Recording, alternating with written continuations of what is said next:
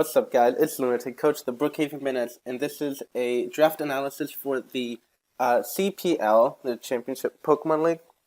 And the little backstory behind this league is it was originally, I believe, the GSPL, and it was led by someone named Quinn, but he dropped out like during the draft. So my friend Carlos and I, we gathered everyone because like the chat was gone, everything.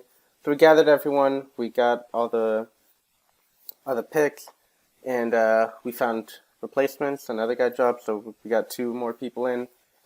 So we just went on with it. The thing with this draft was I noticed the tiering.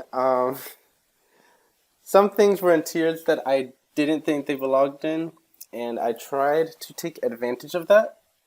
So not with my first two picks though. So I was the wheel pick at the end. So when it was my first turn to pick, I got two picks. This was an 8-man league. So very small, and like there's gonna be still a lot of power that's still floating around because with so few people, there's not as many things being taken. So my first, I'm gonna talk about them in pairs because that's how I picked them. My first two picks were Weavile and Salamence. And my thought process behind this was I just wanted things that hit incredibly hard. However, I do think I could have picked something better. There was plenty still on the board that I could have taken instead of. If I were to drop one of them, it would be Weavile. But I think it's just because it's a mon that I've really wanted to use. I think it can be hard to use, but the only way to learn is to try. When it came back around to me, I wanted to take this pick now because if I let it go any further, I thought it would get taken. And that is Gengar, which was put as a tier 3 mon, which I don't think it is. I think it should be a tier 2. Along with that, I took Rotom Heat. Gengar was really just another power pick, and picking something that was in a lower tier than it should have been. And the Rotom Heat, when I was making my plan, I didn't find a fire type that really fit my team, and I didn't really find electric type. Rotom Heat covers both those, and it does give me momentum with Volt Switch, and it has pretty good defenses as well. So when it came back around, I did want to get little hazard control because thus far I have none.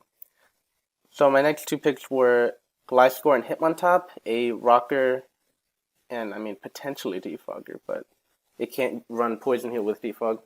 And Hitmontop is a rapid spinner. Two very bulky mons. I have Intimidate now. I have priority in Hitmontop's Mach Punch.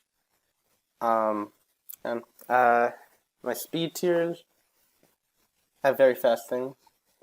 Weavile is, I think, 115. Salamence is 100. Gengar like 120. Rotom Heat like 86. Gliscor is 95. So pretty fast team. So I do have picks later on that are kind of slower. After Hitmontop, this is another mon I think that was poorly tiered. That is Alolan Muck. It was tiered as a tier 5. And along with that, I picked up Mew. Just Alolan Muck I did not think belonged there. I wanted a dark type. And I really wanted to try out Alolan Muck and see why it's good. I know it has a really good HP stat. It's a great Assault Vest user.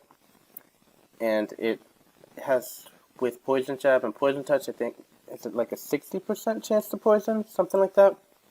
Then I picked up Mew because I wanted to have a little more versatility. And like having another base 100 speed mon, I think was good. It was around this point that I wanted to pick my Mega, but no, that was way earlier actually. I wanted to pick up Mega Steelix, but it was picked like round 4, and I was like, why would you take Mega Steelix so early? But that changed my plans, and that's why these next two picks are pretty low tier because my Mega is a little higher tier. The next two picks are Shiinotic and Amistar. So I know, let's start with Shiinotic. People don't really talk about it like at all. Uh, I did need a grass type and a fairy type, and I think Shiinotic has potential. It's good, especially defensively. It has the move Strength Step, which can lower your opponent's attack stat while also dealing damage based on their attack. So it can do that. It gets Spore. It gets Moonblast. Like I think Shiinotic can do things.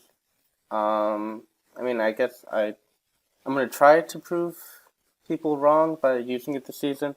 And Amistar, um, wanted to fill out my core, so a water type, and then also he can hazard stack, getting spikes, toxic spikes, stealth rocks, and he also has the potential to shell smash.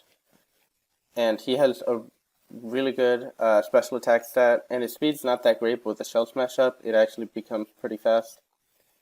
And my last pick, steel types are really important in League, I think.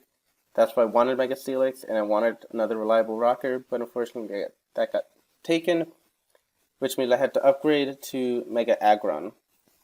I have no problem with Mega Aggron, it's just I had higher tier free picks that I wanted, but with Mega Steelix getting sniped, I had to use more points to upgrade to Mega Aggron, and therefore take lower tier free picks. So that's all.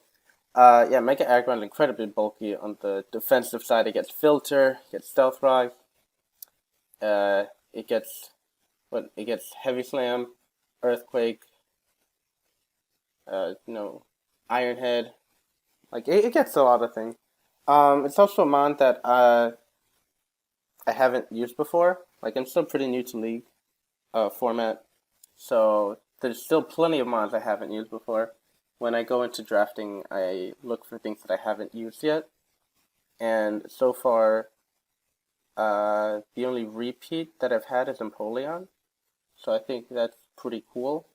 Um, but that's the team, and it's a small league, so it what is it, 8 man?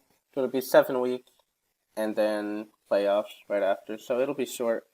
But yeah, let's try our best to make playoffs and win the league.